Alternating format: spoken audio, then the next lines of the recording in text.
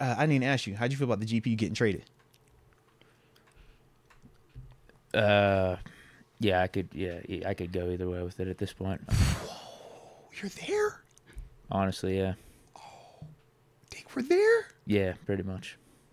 Deke, we're there? Block your guy, man. I mean, I feel like block your guy. I'm with you on block. I just didn't know you was there. I didn't know that. Dude, like after Minka says his thing, all hands on deck, this is a playoff game. Like if you can't get the picture, I don't know what will. I really don't. I really don't. Like it gets to a point where it's not about the talent anymore. It's more about the culture. For sure. And the guys' energy and what they're bringing to the locker room. I get it.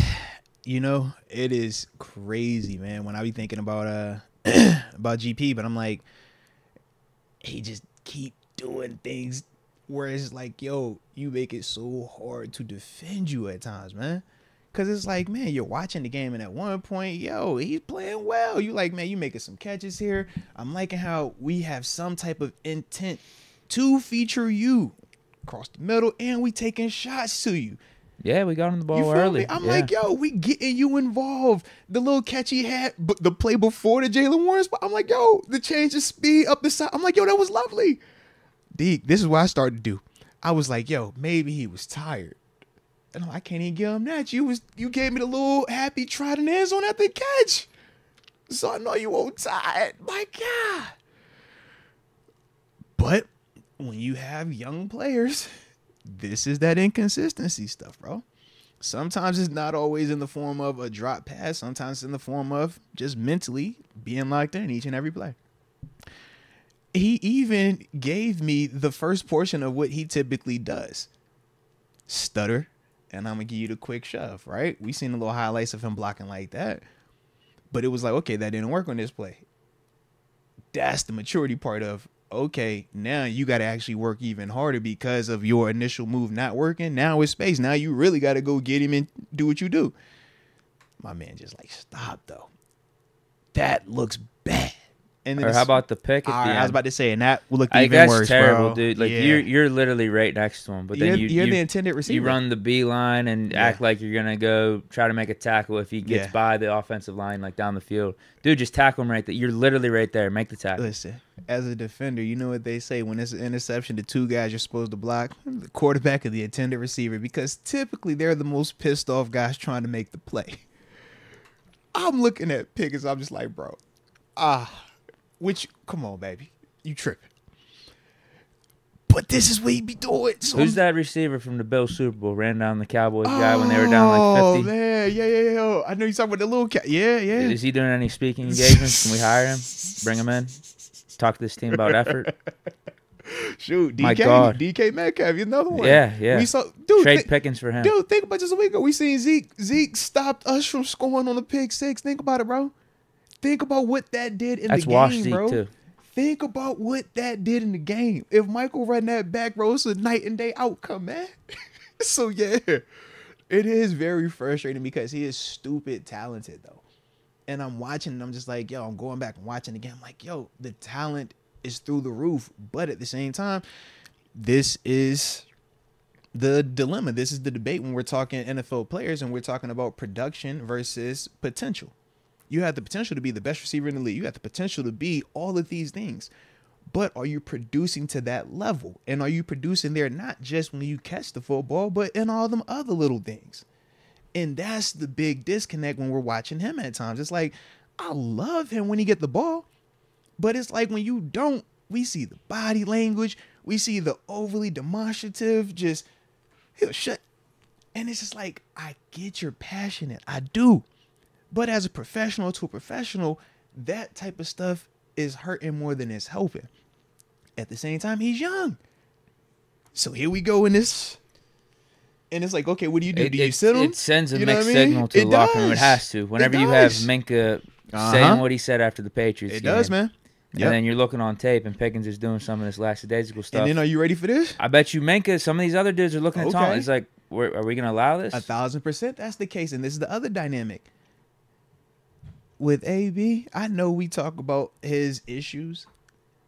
His issues were never football related for us, though. Never. He was always the hardest worker in the room. Always. So if he was going to be late to anything, you think we tripping when we say, yo, you ain't going to never outwork this man? You never going to cut on this tape and see anybody giving more effort than this dude? You're never going to cut this tape on and not see him doing all the little things right? That's the difference. I look at Pickens even when he's running some of his routes and he's getting open, he's making a catch, and I'm just like, yo, you really ain't detail your break right here. You just kind of lucked into it being zone. Merrill Hodge saying the receivers running half-assed. Like honestly, I'm watching, he's making plays, and it's like, yo, if this was actually man, you're not winning anything with that type of route right there. But that's the up and down when you're dealing with younger players. And we're not holding them to the accountable standard that we need to, clearly, because it keeps showing up on tape. So now you really put yourself in this position of, all right, well, what is the alternative? Do you sit him? Do you start pulling him? Do you decrease his playing time? Even though we also know that doesn't help our quarterback situation on the least bit. And then that brings me back to when we talked about Deontay Johnson a couple of weeks ago, and we were like, yo, do you sit a Deontay Johnson? And I'm like, you're going to hurt the team more than you hurting this player by sitting him, because this offense without DJ is going to be trash or even more trash. So when I think of GP, I'm like, I'm damned if I do, I'm damned if I don't right now. And this is all while Coach C being evaluated, because we don't care, right? We ain't scoring points. We still losing games. They've been calling for his head, but we know that that's still, you know what I mean? So you really in this conundrum of what am I fitting to do right here, man? Yeah. If I had my say, you see how this Bengals game looks. Yeah. Mason's first start. Maybe you do keep Pickens, Deontay out there. See how it looks. We lose it, you bench everyone for the next last two games. Low key. You get rid of anyone you think that is not showing effort and just go with those two guys or those guys for those last two games. Deke, low key. Like if we're out of the playoff, whatever, you know what I mean. Deke, even if we're not out of the playoffs. Deke, low key, bro. I love that. If we being real, I do. Especially if you drop this one, because now this is 4 in a row, bro. This 4 in a row. You done lost to 2 bum teams, 2 medium, regular team, and then another kind of in between team, right? Yeah, I think you give Mason a shot with those receivers, Pickens, Deontay, and then but you evaluate after who wasn't shown the full effort. Because I just feel like you gonna last Saturday. Mason, bench everyone. I feel like you screwing Mason if you throw him out there with no GP, bro.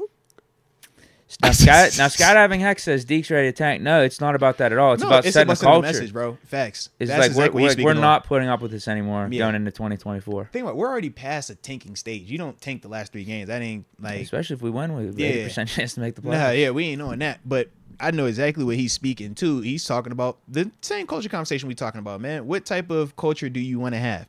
In these moments are critical in terms of what your culture will be going forward that following season. If you allow dudes to start quitting, having half-tail effort, not putting in the work they're supposed to put in the off time, you know what I'm saying, when they're not in the building, when they're supposed to be studying on their own, if they're not doing all them little things, it's like, man, we always had this saying, you're either coaching it or you're allowing it to happen. And that's when you start seeing this type of stuff. So, yeah. I used that today in Bleach Report. Thanks for that. Hey, salute you, bro. Yeah. I can't even take all credit, man. Shout out my man, Danny Smith, man. I was talking about Tomlin and just... Yeah, but it's the truth, bro. Well, he deserves some of the blame. Yeah. You're either coaching it or you're allowing it to happen. And it's like, yes, it's certain things that you do naturally have to allow because of the politics of professional sports or the money, the business side of it.